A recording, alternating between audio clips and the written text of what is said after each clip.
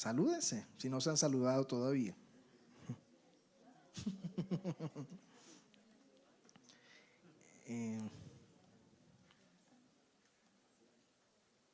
¿Cómo están? ¿Están bien? ¿Quién tiene sueño? Todavía no. Dice, todavía no. Ok.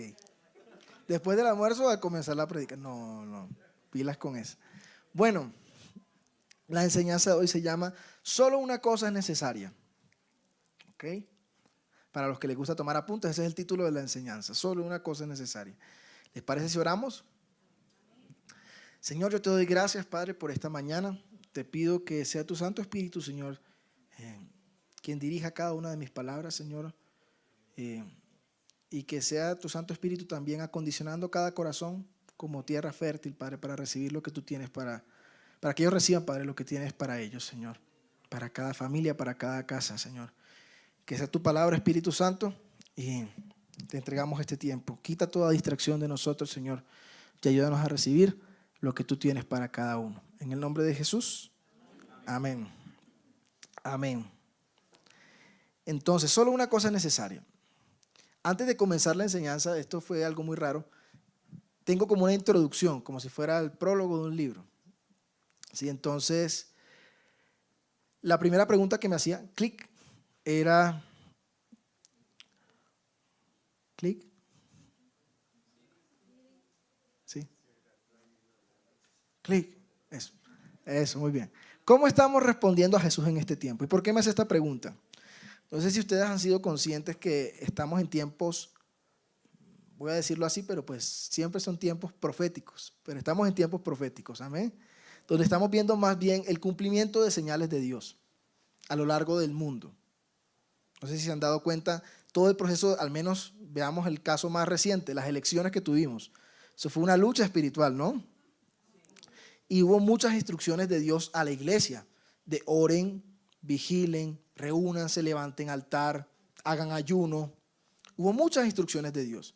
Y la iglesia tuvo un papel importante en esto.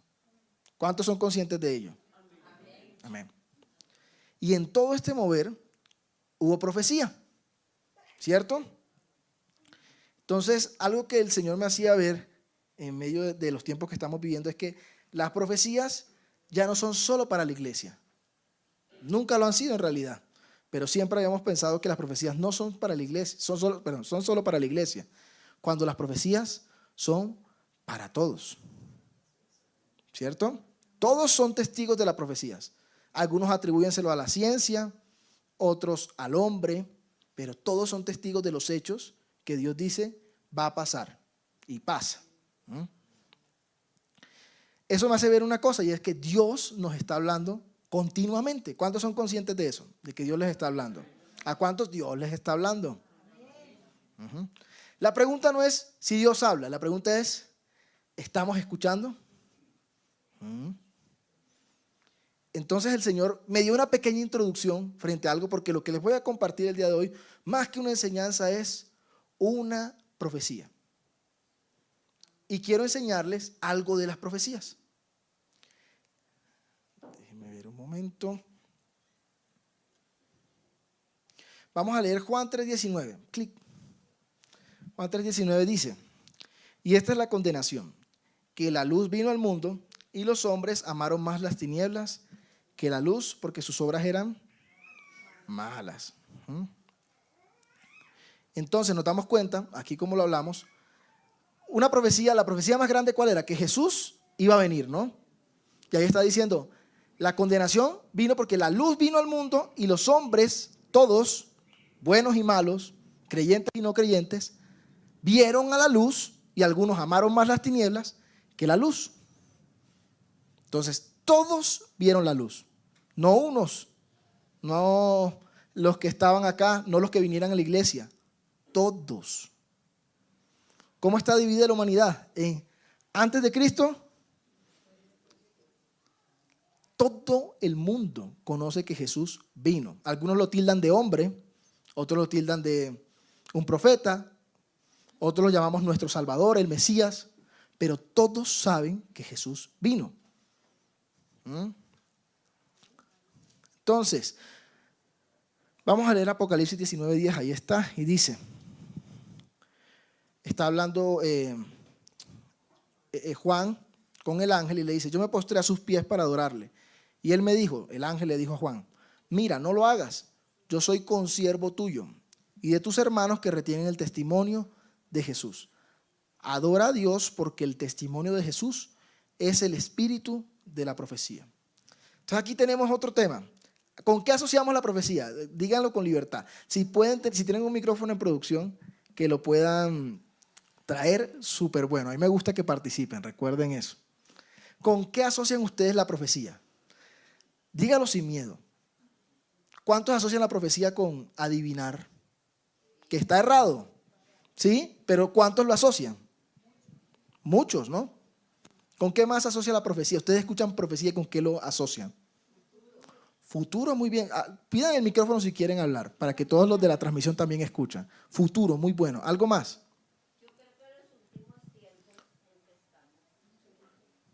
Repite, Lucerito. Yo creo que los últimos tiempos en que estamos viviendo, porque si leemos la palabra y vemos lo que está sucediendo en el mundo, vemos que ya muchas profecías se han cumplido y se están cumpliendo casi a diario. Así es. Últimos tiempos, muy bueno.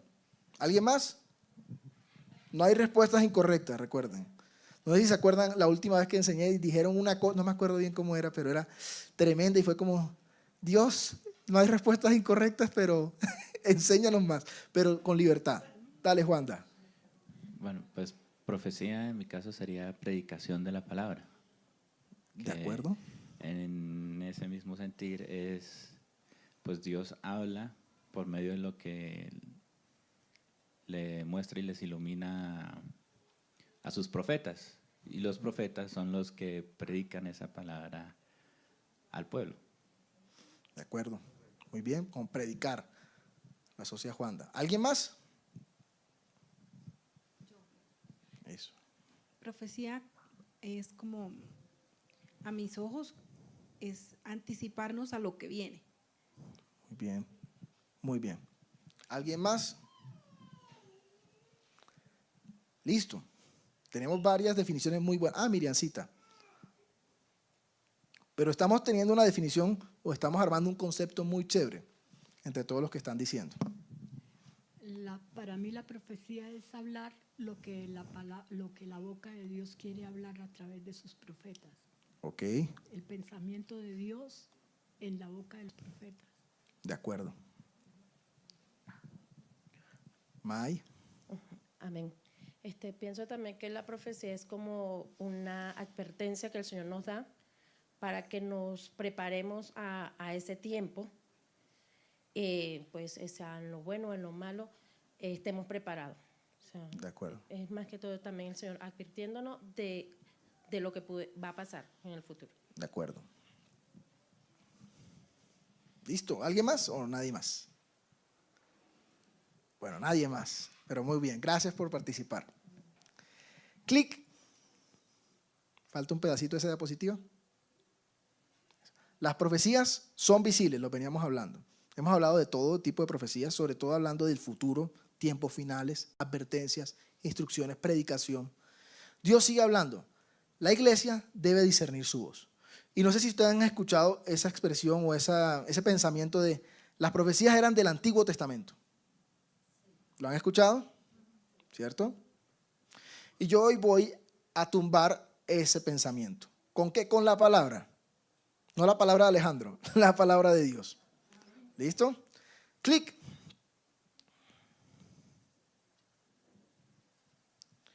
La profecía, además de todo lo que se dijo, es instrucción. ¿Qué ventaja tiene la iglesia sobre las que no son iglesia al momento de ver la profecía? Que si uno ve una señal que se cumple, uno no solamente ve la señal y dice, ¡ay, pasó esto!, sino que Dios nos dejó instrucciones. ¿Quieren ver que la profecía no solo es del Antiguo Testamento? Voy a poner 3 ejemplos claros del Nuevo Testamento donde Dios nos habla de señales y nos da instrucciones como su iglesia. Vayamos a Hechos 3. la palabra de Joel se cumple en Hechos, ¿cierto? Y Pedro da un mensaje a la iglesia y a todos ahí por qué pasó lo que pasó. Y predica la palabra en el momento en que el Espíritu Santo es derramado en ese lugar. No voy a entrar en profundidad en esos detalles. Lea la historia, pero les estoy contando para que ustedes puedan ver con sus propios ojos y escuchen y lean, investiguen y no se dejen comer cuento cuando les digan, eso fue del Antiguo Testamento. Jesús profetizó. Hay profecía en el Nuevo Testamento. Mateo 24, ¿saben cómo se llama ese capítulo en la palabra? Señales antes del fin o de los últimos tiempos. Que son instrucciones de Dios. Y va a pasar esto y ustedes deben hacer esto. Y van a venir falsos profetas y el amor de muchos se enfriará. Y tenemos el mismo Apocalipsis 19:10, hablando del testimonio de Jesús, es el espíritu de la profecía. De hecho, Apocalipsis es todo un libro que es una profecía. Entonces, la profecía no solo anuncia el futuro, nos prepara, lo decían allá muy bien. ¿Nos dirige hacia quién? Hacia Jesús. La profecía no es para, Señor, ¿cuál es el número del baloto mañana? La profecía no es para, Señor, ¿cuál es la mujer con la que me voy a casar y voy a tener cuántos hijos y a los cuántos años la voy a conocer y en dónde me voy a casar y en qué lugar específico voy a vivir? Nada de eso sirve para la profecía. La profecía nos debe llevar a buscar a Jesús. Debe mostrar a Jesús. Todo lo demás es una especie de adivinación que a veces tratamos de buscar. Si Dios te da una palabra a ti y te dice, tú vas a hacer esto, esto, esto, otro. Si no te lleva a Jesús, pues no es profecía. Tómelo en su corazón. Cuando le den una palabra, ¿esto me lleva a Jesús? ¿O me lleva a mí, a mi ego?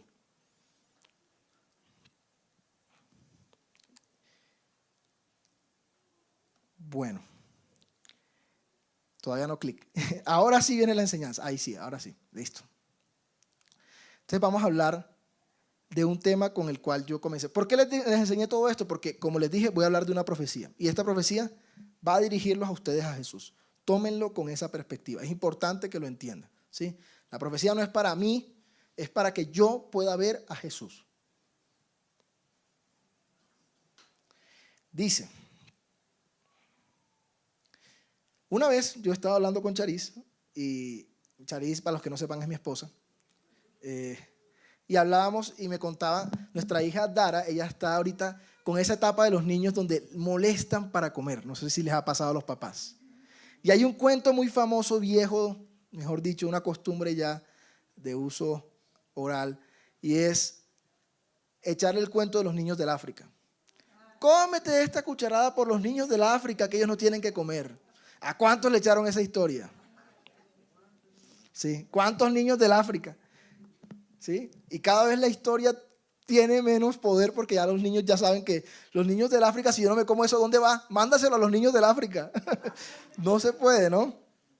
Entonces, la historia de los niños del África, yo me preguntaba, Señor, ¿por qué será que seguimos insistiendo en la historia de los niños del África si los niños del África ya no está funcionando? Porque los niños del África, los niños nuestros no los conocen. Ellos saben, son mucho más inteligentes, ya esa historia no les cala. Y un día, en el lugar en donde uno más piensa y más recibe cosas de Dios, que es, en mi caso, la ducha, estaba ahí bañándome y me llegó ese pensamiento y decía, wow, ¿por qué esa idea o ese ejemplo era tan importante? Era porque para los niños del África era algo de una sola vez. La idea de que empatizar a nuestros hijos con la idea de que ellos no tenían más que comer, sino esa sola comida. No había más en el día. Eso era, ¿no? Y a raíz de eso el Señor me llevó a preguntarme cosas. Y me quedé pensando en ese tema y lo primero que me vino a la cabeza fue, Jesús ofreció una vez y para siempre, ¿no? Leamos Hebreos 7. Hebreos 7 dice, del 26 al 28. Porque tal sumo sacerdote nos convenía, santo, inocente, sin mancha, apartado de los pecadores y hecho más sublime que los cielos, que no tiene necesidad de cada día, como aquellos sumos sacerdotes, de ofrecer primero sacrificios por sus propios pecados y luego por los del pueblo. porque esto lo hizo una vez y para siempre, ofreciéndose a sí mismo. Porque la ley constituye sumos sacerdotes a débiles hombres, pero la palabra del juramento posterior a la ley, al Hijo hecho perfecto para siempre.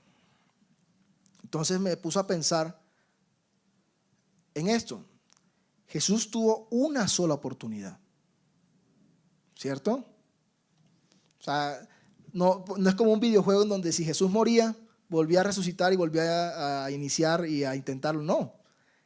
Jesús tuvo una sola oportunidad para obedecer, para cumplir el plan de Dios, para ser ese sumo sacerdote. Y me quedé con esto. Dios da oportunidades. Nuestra vida es una sola. Quitemos el engaño que hay o que existe de que cuando yo muera y esté en el cielo, ahí sí voy a servir a Dios. ¿Por qué? Porque, ¿qué dice la palabra? La vida eterna, ¿qué es? Que te conozcan a ti. ¿Usted conoce a Dios? ¿Usted conoce a Dios? Levante su mano si usted conoce a Dios. ¿Conoce a Dios? De oídas, de vista, leyendo, conoce a Dios. Pues le cuento algo, su vida eterna es ya. Es ahora. No es mañana, no es cuando se muera. Es ahora mismo. Esta es la vida eterna. Lo que usted haga acá, cuando muere y vaya al cielo, va a repercutir. No es limpión, no es borrón y cuenta nueva. La vida eterna es ya, ahora mismo. Jesús tuvo una sola vida. Jesús era el Hijo de Dios antes de ser hombre, siendo hombre, muriendo y resucitando. No hubo 3 fases, 2 Jesús, 3 Jesús. Era solo uno, una sola vida.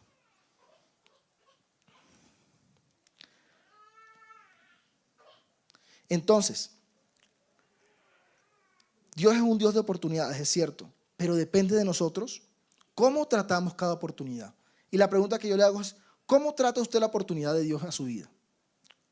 ¿Cómo trata usted las oportunidades que Dios le da? ¿Quiere ver cómo trata a nosotros, cómo nos trata a nosotros Dios? Clic. Somos su prioridad. Y vamos a escudriñar un capítulo de la Biblia en donde Jesús cuenta 3 parábolas, donde nos deja más que claro que somos su prioridad. Tenemos 3 historias. La oveja perdida, ¿cuántos se saben la historia de la oveja perdida? La moneda perdida, ¿cuántos se saben la historia? Es como la oveja perdida, pero con una moneda.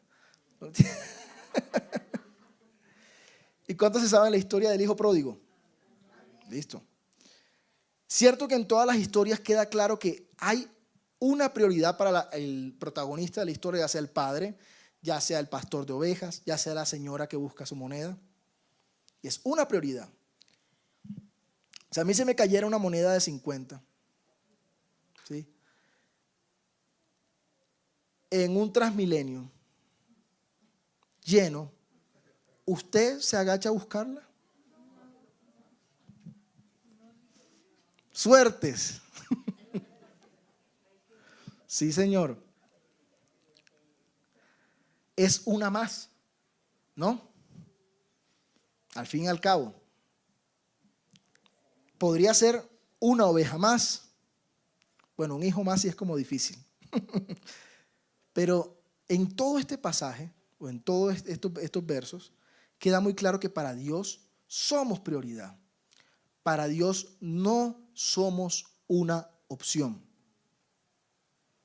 ¿Usted sabe eso? ¿Se siente como una prioridad de Dios usted?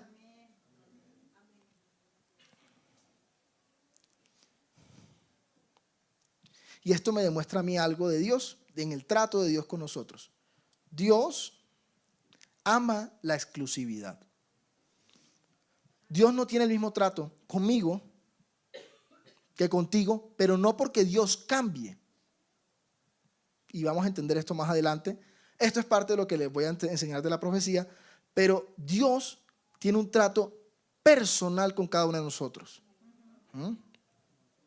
Les pongo este ejemplo, y este ejemplo se lo enseñé a mi hija. Cuando leíamos la historia de José con mi hija y leíamos la historia de que los hermanos de José tenían envidia de José, porque Jacob amaba más a José que al resto de sus hermanos. Yo decía, ¿cómo le enseño esto ahora que viene la hermana? Y yo decía, Señor, ¿cómo nos podemos curar nosotros de decir, tengo un hijo preferido, tengo un hijo favorito? Que es algo que puede pasar. Puedes tener más relación con un hijo que con otro. Y el Señor me dio una perla para mí como padre. Si usted la quiere recibir, recíbala. Y fue la siguiente. Dios me dijo, ámalas con todo tu corazón. A las dos. Ambas van a tener un carácter diferente. Vas a tener una relación distinta con ambas porque son diferentes. Pero la única forma que tú te puedes asegurar que no vas a amar más a unas que otras es que tú digas, a las dos las amo con todo mi corazón. ¿Y qué significa amarlas con todo su corazón? Entenderlas como ellas son, brindarles toda mi fuerza, mi cariño, mi apoyo, sin distinción. En el momento en que una está con los crespos hechos, más me necesita. Y si yo me aseguro de darle a las dos todo, yo sé que no va a haber diferencias en el trato. La diferencia, ¿cuál va a ser? Mi relación con ellas. Pero mi amor es el mismo. Entonces, Dios ama la exclusividad. Y para Dios somos su prioridad. ¿Y esto qué me enseña a mí de Dios? Que Dios también, así como ama ser exclusivo con nosotros, Dios ama que seamos exclusivos con Él. Entonces a veces queremos, Dios, háblame como el siervo tal, como el profeta tal, como el pastor tal. ¿Eres exclusivo como el pastor tal, el siervo tal o el profeta tal? ¿Quieres revelación? Sé exclusivo. ¿Quieres escuchar con claridad? Sé exclusivo. ¿Quieres conocer los secretos de Dios? Sé exclusivo. Y entonces aquí es donde viene el junte. ¿Por qué hablamos de las oportunidades, de las prioridades y la exclusividad ahora? Porque el mundo nos ha metido un pensamiento que ha hecho mucho daño en la iglesia y es, Dios da oportunidades, entonces Dios es un Dios permisivo. Y eso es falso. Si tú te equivocas, ¿Dios te va a perdonar? Sí, pero te equivocaste. Y eso tiene consecuencias. Si tú te equivocas, ¿Dios te sigue amando? Sí, pero te equivocaste. La vida es una, no se reinicia. Y el mundo nos ha hecho pensar de que como Dios es un Dios de oportunidades, Dios es amor, entonces Dios es permisivo. Y eso es falso. Dios no es permisivo, Dios es exclusivo. Y entonces, veamos el ejemplo. Clic. Perdón, atrás, se me olvidó decir algo. ¿Sí? Si quiero escuchar claramente a Dios, debo aprender a ponerlo como único. Dios no quiere compartir su posición con alguien más, no solamente primero. Entonces leemos ese pasaje, pongamos a Dios como el primero en nuestro corazón. ¿Sí? Y lastimosamente lo que pensamos o lo que hacemos es, Señor, tú eres el primero, pero el segundo es mi trabajo. Entonces cuando vamos a darnos cuenta, el segundo está muy a la par del primero. ¿Qué habla la posición? De competencia. Esto está en primero, esto está en segundo, esto está en tercero. Entonces en cualquier momento algo puede pasar a ser más prioridad para mí que Dios. Porque estoy compartiendo, estoy poniendo a Dios en un orden en el que no va. Dios no es primero, Dios es único. Apocalipsis 3:15 al 22. Voy a leer el mensaje a la Odisea. Clic, ahora sí, perdón. 3 del 15 al 22. Voy a leer solamente el versículo 15 y 16, ¿sí? Más bien, para ahorrarles camino. Pero pues, si pueden leerlo, también tendrá mucha riqueza. Dice, yo conozco tus obras, sé que ni eres frío ni caliente. Ojalá fueses caliente, pero por cuanto eres tibio y no frío ni caliente, te vomitaré de mi boca. ¿Cuál era el reclamo de Dios a la Odisea? Clic. La iglesia de la Odisea no era rechazada por falta de actividades, sino por ser tibia. no ser exclusiva. ¿Con qué estás compartiendo a Dios? ¿Qué le riñe ese lugar a Dios en tu vida? Tus finanzas, tu familia, el ministerio, la iglesia. No se confundan, no es lo mismo.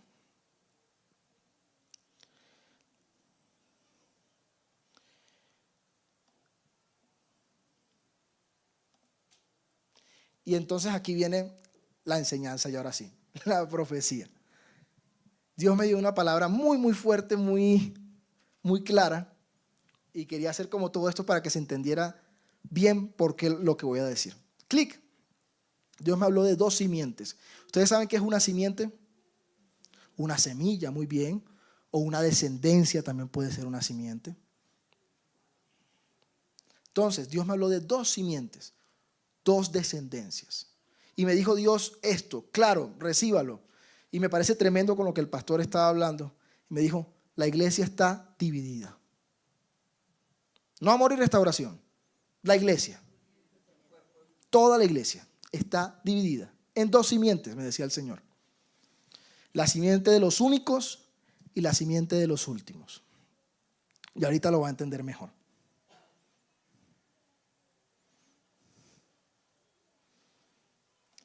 Entonces, hay 4 pilares de esta revelación y los quiero mostrar así para que usted entienda. Primer punto, Dios nos ama a todos. Clic. Juan 3:16, porque de tal manera amó Dios al mundo que ha dado a su Hijo unigénito para que todo aquel que en él crea no se pierda. Perfecto. Dios a todos, a los de la simiente de los únicos, los últimos, a todos los que están aquí, nos ama. ¿Cuántos lo saben? Entonces no piense que Dios no me ama por lo que voy a decir. Dios lo ama. Sépalo, Dios lo ama. Segundo punto. Hay un principio espiritual que todos lo sabemos. La ley de la siembra y la cosecha. ¿Recibes lo que? Perfecto. Dice 2 Corintios 9 del 6 al 11. El que siembra escasamente, también segará escasamente. Y el que siembra generosamente, generosamente también segará. Esta ley no aplica solamente a la plata. Clic. Aplica al tiempo, a la atención, a la obediencia, a la intimidad. Ay, creo que...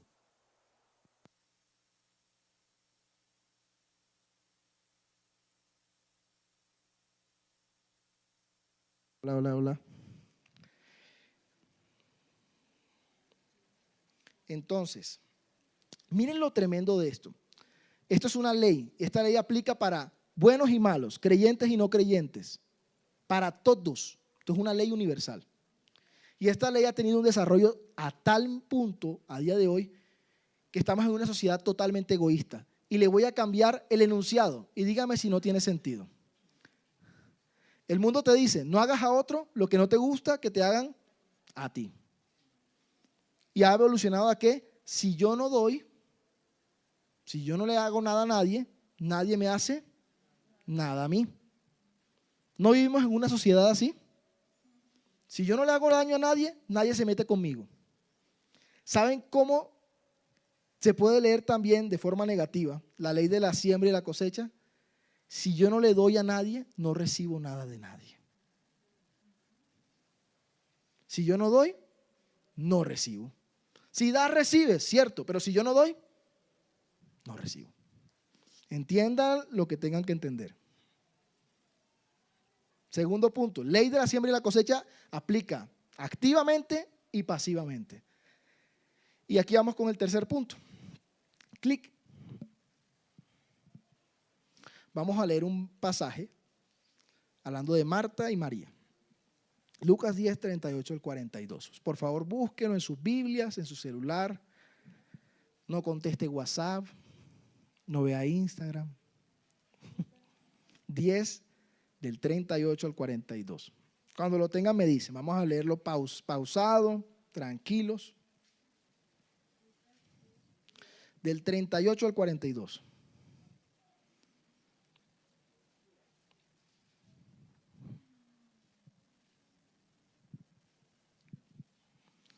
¿Listo? Dice, aconteció que yendo de camino, entró en una aldea y una mujer llamada Marta le recibió en su casa. Esta tenía una hermana que se llamaba María, la cual sentándose a los pies de Jesús, oía su palabra. Pero Marta se preocupaba con muchos quehaceres y acercándose dijo, Señor, ¿no te da cuidado que mi hermana me deje servir sola? Dile pues que me ayude. Respondiendo Jesús le dijo, Marta, Marta, afanada y turbada estás con muchas cosas, pero solo una cosa es necesaria. Y María ha escogido la buena parte, la cual no le será quitada. Entonces, aquí viene las simientes. No hay que ser muy inteligente para entenderlo. Marta y María. Marta, muchas ocupaciones. María, solo una prioridad. Ahorita hablamos de los números. Primero, segundo, tercero, me habla de un orden, ¿no? Hay una competencia. ¿Quién quiere quedar último en una competencia? Nadie. ¿Quién quiere ser el último en llegar? ¿Quién quiere ser el último en un examen? ¿En una carrera? Nadie. No nacimos para ser los últimos. Nadie. ¿Saben quién tampoco quiere ser el último? Dios.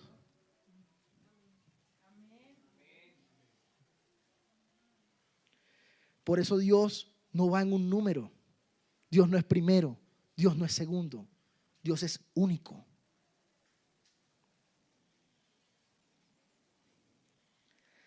La posición habla de una oportunidad. Dios no se pelea nuestra posición. Él es necesario. Él es único. Entonces, tenemos dos simientes, la de los únicos y la de los últimos. Las que tratan a Dios como su última oportunidad y las que tratan a Dios como su única oportunidad. Dios a todos ustedes, a todos, incluido yo, nos trata como su única oportunidad. ¿Qué hizo Dios? Creó al hombre, a su imagen y semejanza lo creó. Pasó lo del diluvio y dijo, nunca más. Puso el arco iris. ¿Y qué hizo para remediar todo?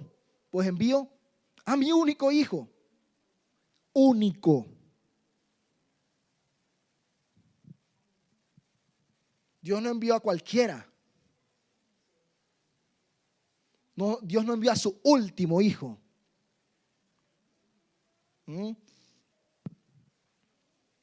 Entonces, cuando vemos a Marta y María, no vemos únicamente a dos personas que pueden ser, no. Marta tenía a Jesús como la última, porque Marta que estaba pensando, bueno, primero barro, ahora lavo la loza, termino de hacer, y ya cuando terminé de hacer todo esto, ahí sí puedo atender a Jesús. ¿Dónde estaba Jesús? Listo. Más ciencia no hay. ¿Y María qué dijo? Primero no, único. ¿Ven la diferencia? Primero hay muchas cosas. Único, no hay nada más.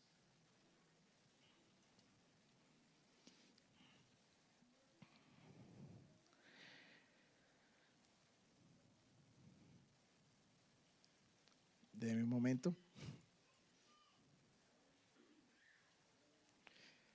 ¿Cuántos van entendiendo? Amén. Si alguien no entiende, me puede decir con confianza. Entonces, vamos con el cuarto punto.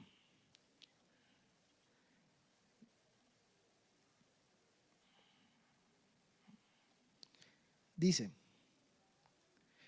Juan 1:1 dice que Jesús es la luz del mundo. ¿Sí lo han leído, no? Jesús es la luz del mundo. Y yo le pregunto a usted,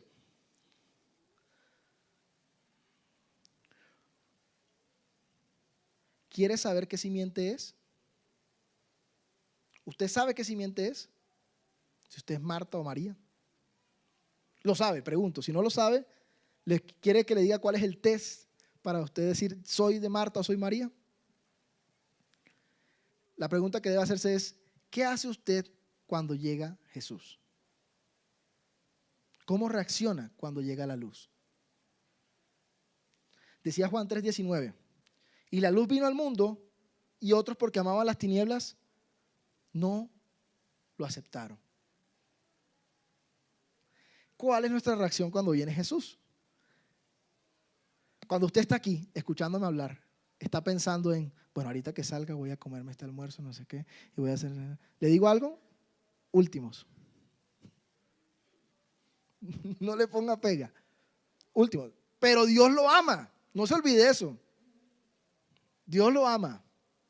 Pero usted trata a Dios como último.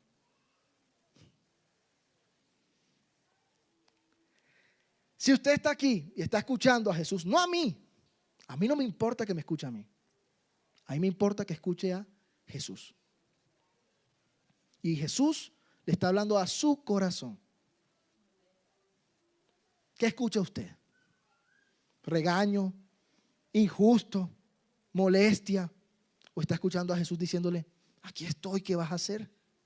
¿Cuál es tu ofrenda? ¿Saben quiénes son los últimos? Los que son un montón. Iban 500, iban 5,000, iban 3,000. ¿Saben quiénes son los únicos? Los que rompieron las reglas. María fue y lavó los pies de Jesús siendo una prostituta, teniendo todo para ser señalada. ¿Y qué dijo? Es mi única oportunidad. No tengo otra. Y se van a burlar de mí y me van a señalar y me van a decir, ¿qué hace esa mujer ahí tocándole los pies? ¿Y qué dijo?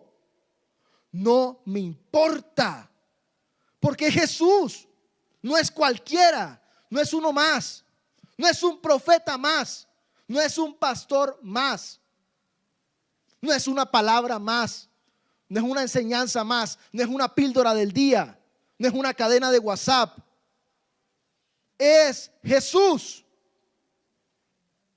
es la luz del mundo, es quizás mi única oportunidad, no la última.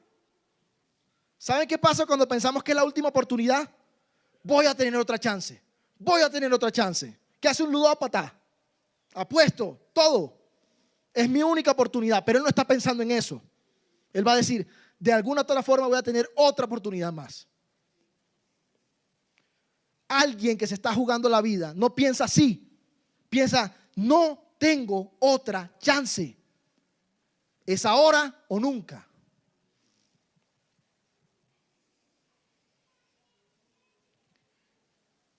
Si vienes a la iglesia, y quiero que sepan que así como Dios los ama, yo los amo mucho también. Algunos no los conozco, pero créanme que puedo tener la compasión y la empatía por los que no conozco para decirles que también les amo en el Señor. Gracias. Pero quiero que sepa que este mensaje no es mío. No soy yo, no es Alejandro. Es Dios que le está hablando.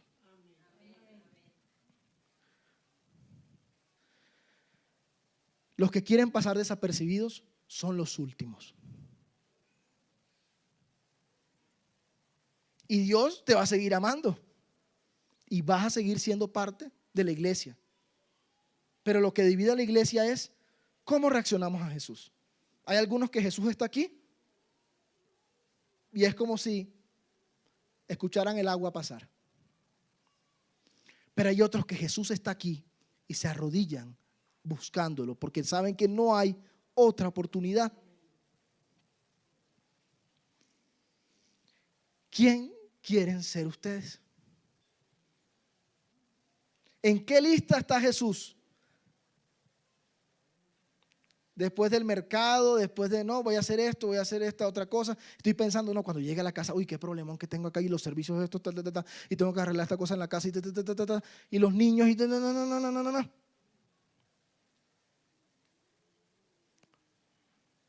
¿Jesús es algo más? Pregunto. Solo usted sabe la respuesta.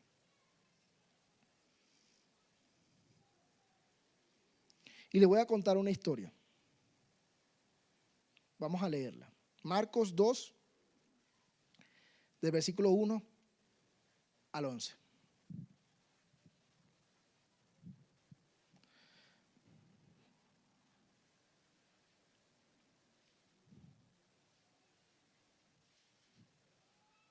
Cuando lo tengan me dicen. Del 1 al 12, perdón. Dice así. Entró Jesús otra vez en Capernaum después de algunos días y se oyó que estaba en casa. E inmediatamente se juntaron muchos, de manera que ya no cabía ni aún a la puerta, y les predicaba la palabra. ¿Cuántos habían? Muchos. ¿Dice el nombre o da una característica de alguno de ellos? De nadie, ¿no? Entonces vinieron a él unos trayendo un paralítico, que era cargado por 4. Y como no podían acercarse a él a causa de la multitud, descubrieron el techo de donde estaba, y haciendo una abertura, bajaron el lecho en que yacía el paralítico. Al ver Jesús la fe de ellos, dijo al paralítico: hijo, tus pecados te son perdonados. Estaban allí sentados algunos de los escribas, los cuales cavilaban en sus corazones. ¿Por qué habla este así? Blasfemias dice. ¿Quién puede perdonar pecados sino solo Dios? Y conociendo luego Jesús en su espíritu que cavilaban de esta manera dentro de sí mismo, les dijo: ¿por qué caviláis así en vuestros corazones? ¿Qué es más fácil decir al paralítico: tus pecados te son perdonados, o decirle: levántate, toma tu lecho y anda? Pues para que sepáis que el Hijo del Hombre tiene potestad en la tierra para perdonar pecados, dijo al paralítico: a ti te digo, levántate, toma tu lecho y vete a tu casa. Entonces él se levantó enseguida y tomando su lecho salió delante de todos, de manera que todos se asombraron y glorificaron a Dios diciendo: nunca hemos visto tal cosa. Yo quiero ser de los que se diga: nunca hemos visto tal cosa. Porque saben que solo una cosa es necesaria, y es Jesús. Y cuando leo estos pasajes, y cuando estudien, si quieren hacerlo, hagan un ejercicio interesante leyendo Lucas 15, las 3 historias que les comenté. Ustedes se van a dar cuenta que Jesús siempre dice: y se gloriaba por encontrar la moneda, y hizo una fiesta, y se glorió por encontrar la oveja, e hizo una fiesta. Y si siguen leyendo más adelante, después en los capítulos 16 y 17, que él va contando muchas parábolas, van a darse cuenta que él siempre habla de que se celebraba cuando alguien se arrepentía. Se hacía fiesta en los cielos cuando había un arrepentido. ¿Saben por qué? Porque cuando llevamos años caminando en el Señor, Dios se vuelve una cosa más. Y cuando una persona se arrepiente de nuevo, bueno, de nuevo no, nace de nuevo y se arrepiente y tiene ese primer amor que tanto hablamos, para él solo hay una cosa. A él no le importa nada más. Y comenzamos a venir a la iglesia y nos importa más el grupo que manejamos, el ministerio que manejamos, que el mismo Dios.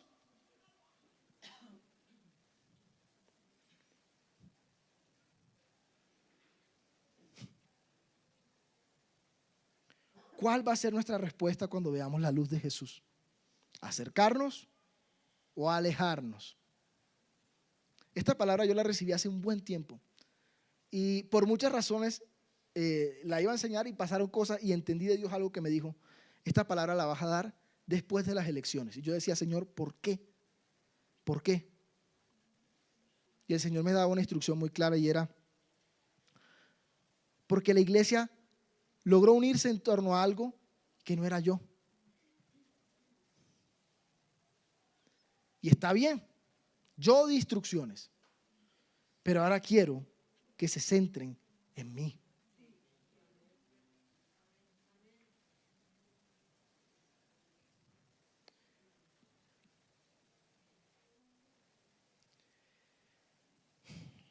Entonces recuerden, Dios le ama, ¿cierto? Lo que damos, recibimos. Hay 2 simientes: los últimos, que ponen a Dios de último lugar o comparten el lugar de Dios con cualquier cosa, o los únicos, los que dan a ese único lugar a Dios en su corazón. Y para saber de cuál simiente pertenece usted, tiene que saber es cómo reacciona cuando Jesús aparece. Teniendo eso en su corazón, yo quiero invitarlo a que allí donde está, usted pueda orar conmigo. Y no sé cuál sea su decisión. Cuando hablamos de simiente, hablamos de descendencia, ¿sí? Y yo, una herencia que le anhelo siempre le he anhelado dejar a mis hijas, ha sido que ellas gasten su vida en el Señor. Siempre se los he recalcado. Y es la herencia más grande que les puedo dejar. Y cuando hablo de simiente, no hablo únicamente de ustedes, hablo de sus generaciones. Usted escoge, ¿quiere que sus hijos sean uno más del montón o quieren que tengan una relación única con el Señor?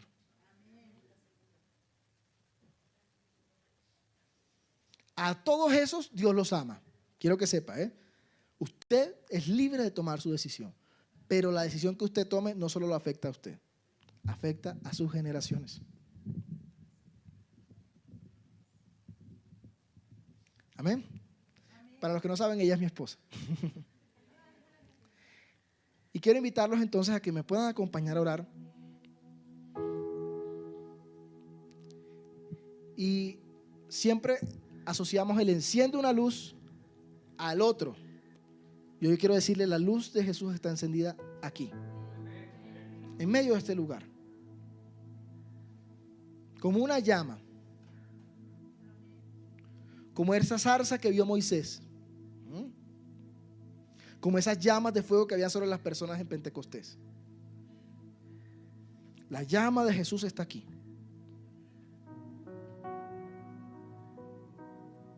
Y yo no le pido que sea creativo ni que se invente algo, le pido que abra su corazón a decir, ¿qué haría yo si Jesús se presenta aquí? Adorarle, mirar mi celular, tomarle foto, grabar un video, subirlo a Instagram. ¿Qué haría usted si Jesús aparece aquí? ¿Sabe algo? Jesús está en su corazón. ¿Y cuántas veces Jesús no es un pensamiento más en el día? Quizás el primero, quizás el último. Pero Jesús anhela su exclusividad. Él no quiere compartirlo a usted con las redes sociales, con el fútbol. A mí me gusta. No quiere compartirlo a usted con su ocio. No quiere compartirlo a usted con su trabajo. No quiere compartirlo a usted con su familia. No quiere compartirlo a usted con la iglesia. No confundamos. Venir a la iglesia no me reemplaza a mí buscar de Dios. Venir a la iglesia no lo hace salvo. Estar en un grupo de amigos no reemplaza su relación con Dios.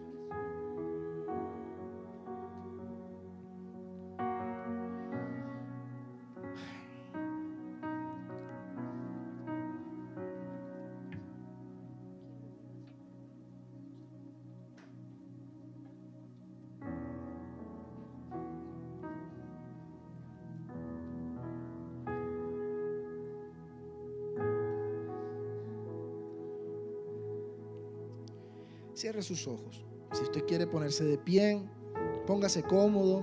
Si quiere arrodillarse, si quiere quedarse sentado. Dele libertad a su corazón, a lo que le dicte su corazón. Si su corazón le dicta algo, hágalo. Si su corazón le dicta irse atrás, si su corazón le dicta postrarse, si su corazón le dicta arrodillarse, acostarse, lo que fuera. Porque lo que está dictándole su corazón es el anhelo que realmente despierta en usted Jesús. Nada más. Sea fiel a lo que su corazón le dice que haga. No por presión. A nadie le importa lo que usted haga. ¿Sabe a quién? Solo a Dios. A mí no me importa lo que usted haga. No me importa si me queda mirando todo el tiempo que yo estoy hablando. Haga lo que su corazón le dicte. Sea fiel a eso. Y si no siente nada, sea fiel a eso también.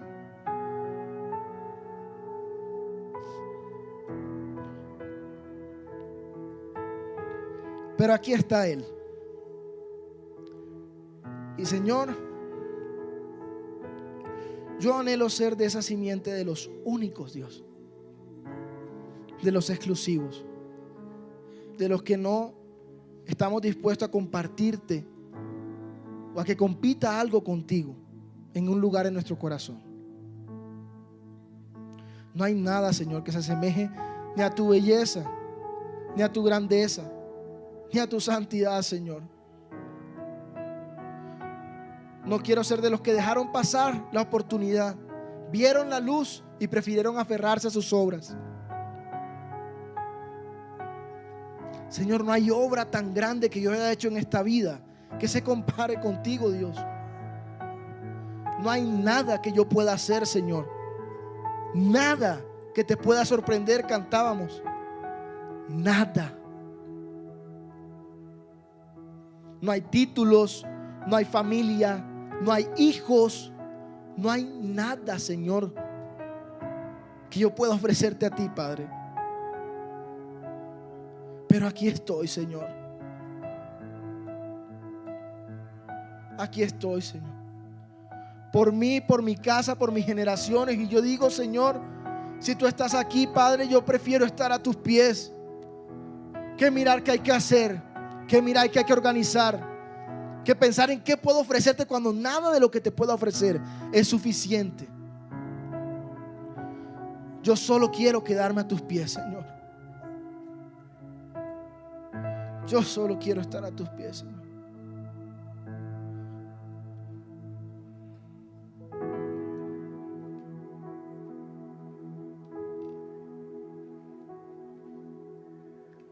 Cuando más te busco, más de ti encuentro.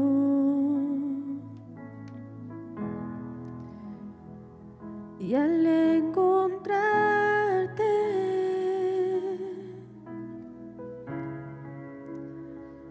más yo te amo.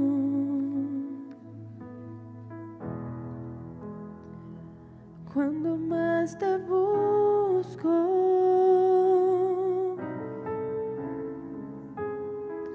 más de ti encuentro.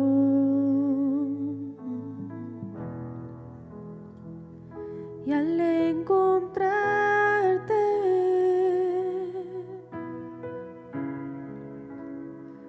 más yo te amo. Quiero sentarme a tus pies y de tu copa beber, y al recostarme sentir tus latidos. Profundo es tu amor, difícil de entender, y siento tu paz irresistible.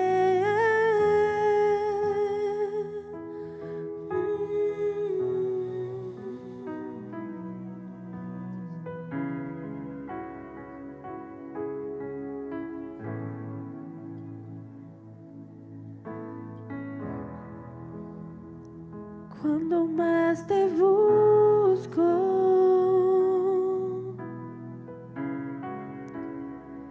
más de ti encuentro.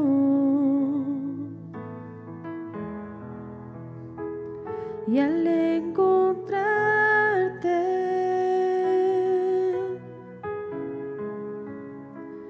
más yo te amo.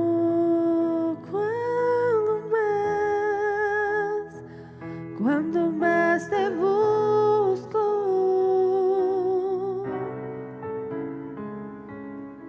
más de ti encuentro.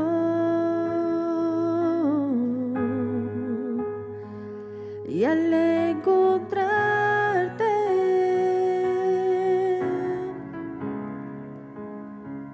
más yo te amo.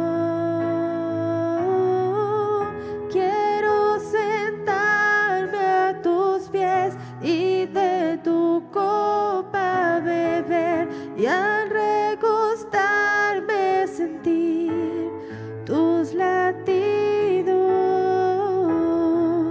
Profundo es tu amor, difícil de entender, y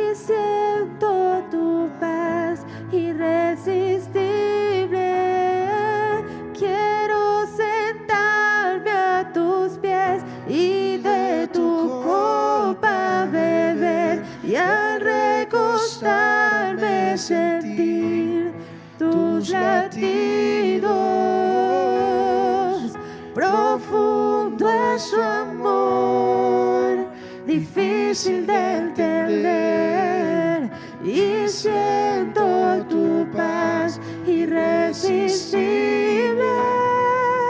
Quiero sentarme a tus pies y de tu copa beber, y al recostarme sentir tus latidos.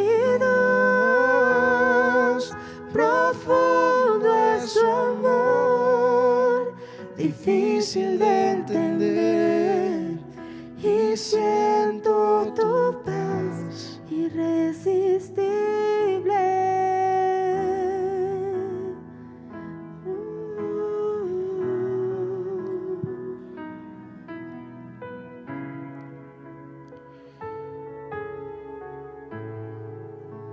Señor, te pido que en amor y restauración seamos más los únicos, Dios. Es lo único que te pido, Señor. Que nada compita, Señor, contigo, Dios. Saben, hay cosas que amamos profundamente, profundamente. Saben, yo amo a mi esposa y a mis hijas con todo mi corazón. Pero no dudaría en dejarlas a un lado si el Señor está aquí. Porque Él es único. Y si las tengo a ellas es gracias a Él.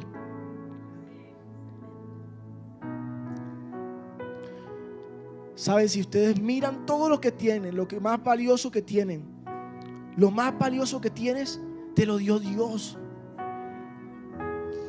No hay nada que pueda ser más valioso que Él. Así es, Señor. Que esa sea nuestra oración al despertarnos, al acostarnos, Señor. Que no deseemos nada fuera de ti, Señor. Que nada te quite ese lugar exclusivo que tienes tú en nuestro corazón. No queremos darte el primer lugar. Queremos darte el único lugar que hay en nuestro corazón para ti, Señor. Nada puede competir contigo, Dios. Ni lo que más amamos, Dios. Nada. Gracias, Padre. Gracias porque tú eres un Dios de generaciones. Y sabemos que lo que sembremos hoy lo recogeremos, Señor, en nuestros hijos, nuestros nietos. Gracias, Padre. Gracias, gracias porque sé que estás aquí, Jesús. Sé que estás en cada uno de nosotros. Y hoy te pido que enciendas la llama en nuestros corazones, Jesús, para que podamos reaccionar. No nos permita, Señor, seguir siendo displicentes ante ti. Gracias en el nombre de Jesús. Amén. Amén. Esperamos que esta palabra haya sido de bendición para ti. Mantente conectado con nosotros en www.amoryrestauracion.co.